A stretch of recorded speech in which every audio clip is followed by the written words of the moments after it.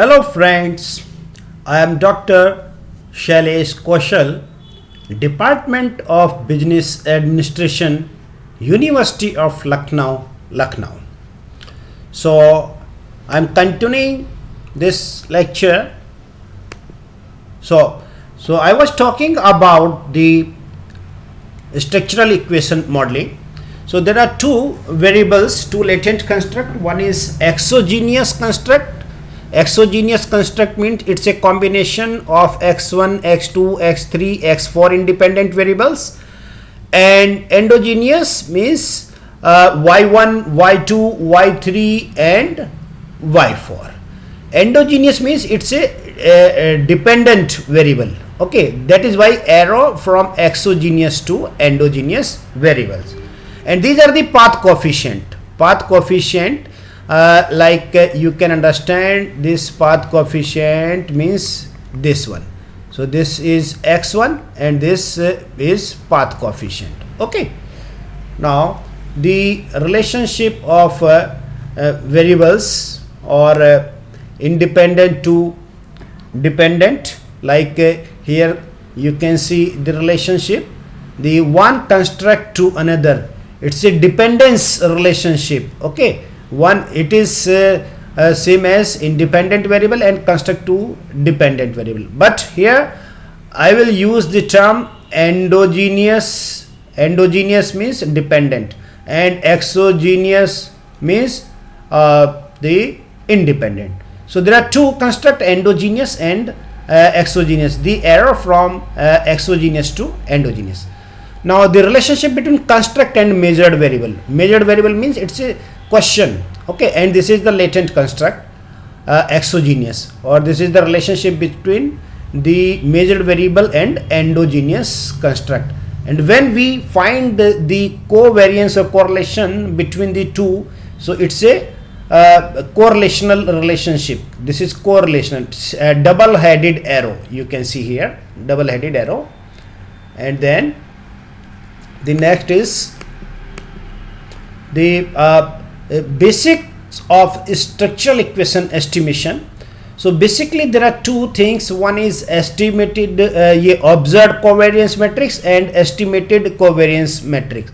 So the difference between should be less, means observed covariance should more or less equal to the estimated covariance.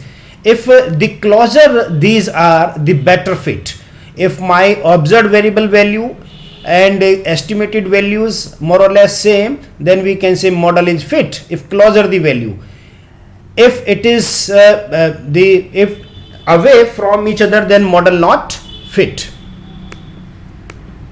Now the term confirmatory factor analysis. Now we will understand the difference between confirmatory factor analysis and exploratory factor analysis. Okay, so confirmatory factor analysis is similar to EFA in some respect, but philosophically it is quite different. With CFA, the researcher must specify both the number of factors that exist within a set of variable. Okay, what does it mean? Means it is pre-decided that we will take 4 construct, means construct 1, construct 2, construct 3, construct 4, and each construct 3 or 4 variable, means 1, 2, 3 question for this construct, and 3, and we can take 3 or 4 variables, independent variable for construct 2, construct 3, construct 4. So it is pre-decided, means we are taking 4 construct and the 4 construct would be explained by the 20 questions. Okay, so it is a pre-decided, but in a exploratory factor analysis we take large number of questions or variables and then reduce to 20 or 25. So this is a basic difference. In exploratory factor analysis we take large number of questions, and here we take it is pre-decided and on the basis of particular theory, because theory decide how many variable we should take. So it's a basically confirmatory factor analysis. We are validating the theory measurement model, or confirmatory factor analysis, same thing. Okay, so here the confirmatory factor analysis means it's a pre-decided that how many variables we should take in our study. Exploratory factor analysis use data determine the underlying construct. So basically in a exploratory factor analysis, the statistical value tell us which measured variable will be under particular factor. For example, this the f1, f2, f3 in this factor matrix, and these are the large number of variables v1, v2, v3. So the value is 0.98, 0.87. So on the basis of this factor loading value, we decide and we take variable into our study, and those variables who have less factor loading like 0.20, 0.10, we delete. We don't take these variable in our study. So in exploratory factor analysis, variable decided on the basis of the statistical analysis or highly values. Okay, but in a confirmatory factor analysis, it is pre-decided. Now CFA, we specify the factor structure on the basis of good theory, means on the basis of particular theory we take the variables. So I have discussed all these things. Now CFA and construct validity. So basically CFA means confirmatory factor analysis. We will do first CFA and then apply the structural model. Okay, now CFA basically we find the construct validity. These are the construct 1, construct 2, construct 3, construct 4. Okay, so in the CFA, when we test the structural the confirmatory factor analysis, so we can see the relationship of these variables. Okay, so in a these are the construct 1, construct 2, construct 3. Construct is to which a set of measured variable actually represent the theoretical latent construct they are designed to measure. Okay, for example, the price, this is the one construct and there are many independent variables. So 4 independent variables. So the construct, so we will find the construct validity, whether this particular construct valid for measuring the concept of price or not. Okay, so we can do this, measure the construct validity. One is convergent validity, discriminant validity, nomological validity, and phase validity. So in each construct we find the convergent validity, discriminant, nomological, and phase validity, and then we find the whether my model is valid or not. Convergent validity, how will we find the convergent validity? To convergent validity means to extent to which indicators of a specific construct converge or share a high proportion of variance in common.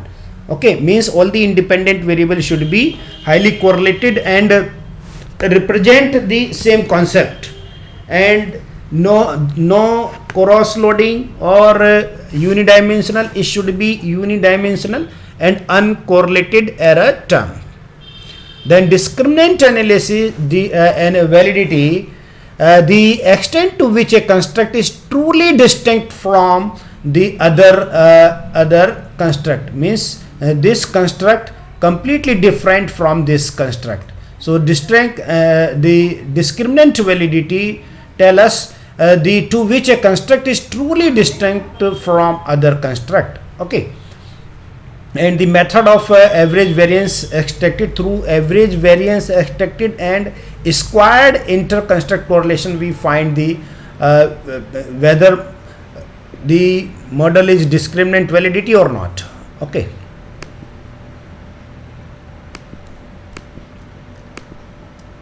the nomenological validity is tested by examining whether or not the correlation between the construct is measurement theory makes sense.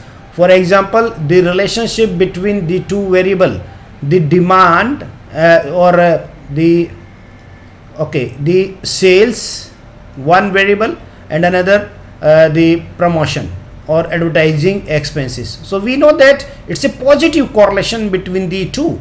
More advertising expenses, more sales. Okay, so it's a positive. So in a nomological validity, whatever construct we have, they should make the sense. Okay, so if the relationship between the positive and our construct should not give the negative value. Okay, face validity, basically face or content validity we can take from the literature review. On the basis of literature, we can find whatever construct or questions we are taking in our study, it should be theoretically justified, and we give the supporting literature that we are taking these variables in our study.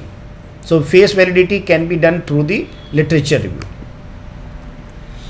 Now the construct convergent and discriminant validity. Standardized loading should be 0.5 or higher, and variance expected should be greater than 0.5. Construct reliability should be 0.7. I will explain through the practical. Now these are the steps of confirmatory factor analysis. In a confirmatory factor analysis, there are 6 stages. One is, first of all, we will defining the individual construct, then developing the overall measurement model, designing a study to produce empirical results, assessing the measurement model validity, specifying the structural model, and assessing the structural model. Basically, we are testing the theory. One, we will test measurement theory, measurement model in the 4 stage, and second the structural model. Okay, so first of all, we for measuring the measurement model, so we take 4 stages: stage 1, stage 2, stage 3. Once my measurement model valid, then further I can specify it. So it's a 2 approach. Means in first approach we measure the measurement model, and second approach we specify the structural model and find the validity of the model, whether my model is valid or not. So I'm explaining one by one. One is defining individual construct. It means, for example, I am taking the SERVQUAL model. In a SERVQUAL model or theory, there are 5 constructs. One construct, tangibility, reliability, responsiveness, assurance, empathy. These are the 5 constructs. So define individual construct. Individual construct means ki how many variable this construct. So the tangibility combination of the 4 main measured variables, like modern looking equipment, physical facilities, neat appearing, visually appealing. Okay, these are the 4 questions.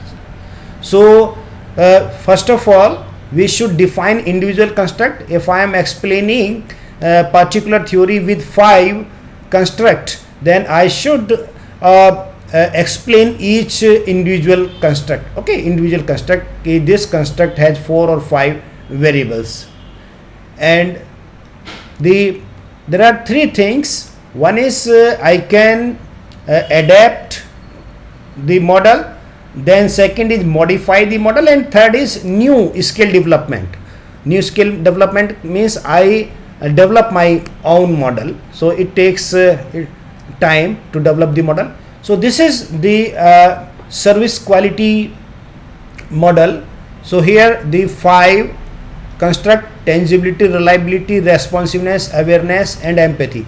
Tangibility means it's a combination of 4 questions, combination of 5, 4 to total 22 questions. Okay, so we should define each individual construct before applying the measurement or confirmatory factor analysis. Then define then list construct that will comprise the measurement model. Determine if existing scale construct available or can be modified. So if existing scale is there, then we should not develop the new model. Okay, and then we can modify it also. But if existing scale not present to measuring the particular phenomena, then we can develop the new model. There are 6 stages to develop the model. So here I am not concerned with. So all the construct must display adequate construct validity, whether they are new scale or scale taken from previous research. It means we should find the construct validity, whether it is tested model or the new model. Even previously established scale should be carefully checked for content validity. Experts should judge the items content for validity in early stage if we are making the new model. Then the developing the overall measurement model, there is unidimensionality. The model should have unidimensional congeneric measurement model, items per construct, and then reflective versus formative measurement model. What does that mean? Unidimensionality means, the unidimensionality means this, you can see this diagram. The one variable should tell this variable should be related to only this. So it is a unidimensional. Unidimensional means this is my there are 2 factors here. I can draw the factor matrix. These are the variables, and f1 and f2. Okay, so x1, x2, x3, x4 and x5, x6, x7, x8. So unidimensional means this variable should have only this factor and 0 correlation with the other, high with this and 0 with this. Okay, high with this, 0. So this is the unidimensionality. Okay, and same as here, high here and 0 with other construct. It's a unidimensionality of the model. And second is unidimensionality. And what is the congeneric model? Congeneric model means if measurement, each variable related to only one construct, it's a cogeneric measurement model. But if this independent variable also related to this construct, then it is not congeneric model. So in a congeneric model, each measured variable is related to exactly one construct. Okay, now the other model is non-congeneric model. So this is a non-congeneric model because this x3 related to this construct and another endogenous construct. So this is not a congeneric model. So here you can see this again delta 1 related to delta 2. It's not a congeneric measurement model.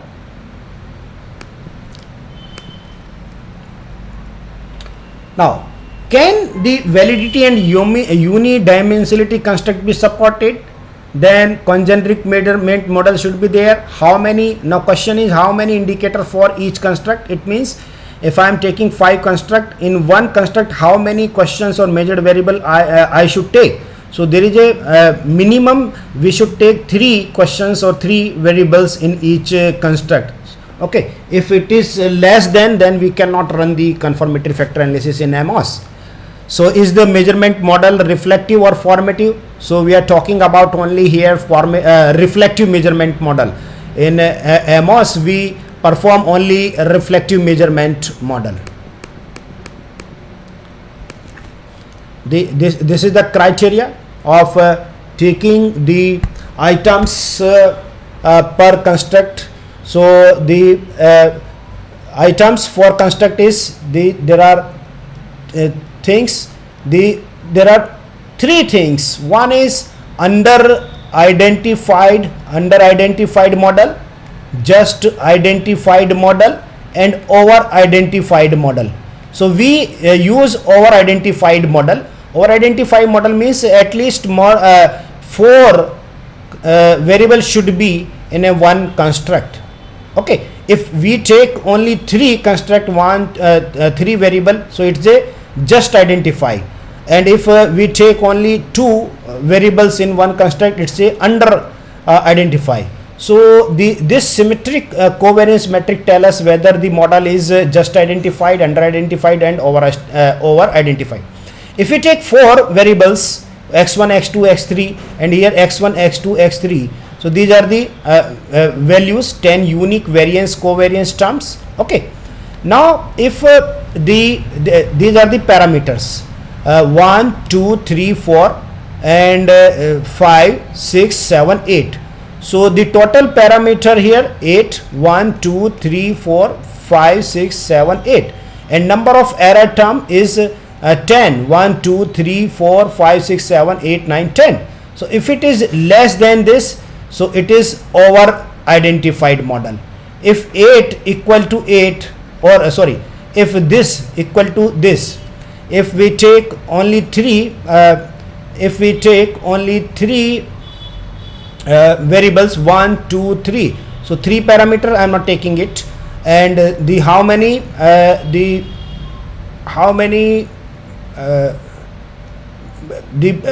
the error term 1, 2, 3, 4, 5, 6, so these are the equal, so that is why it is just identified model. And third is under identified model, means when the measured variable only 2.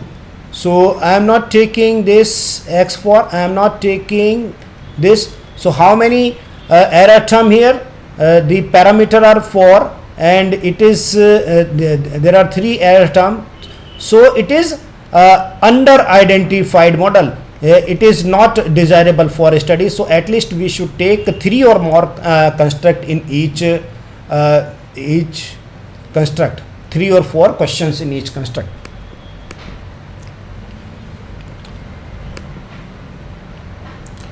Formative. Now designing a study to produce empirical result. So I will explain in next lecture. Thank you.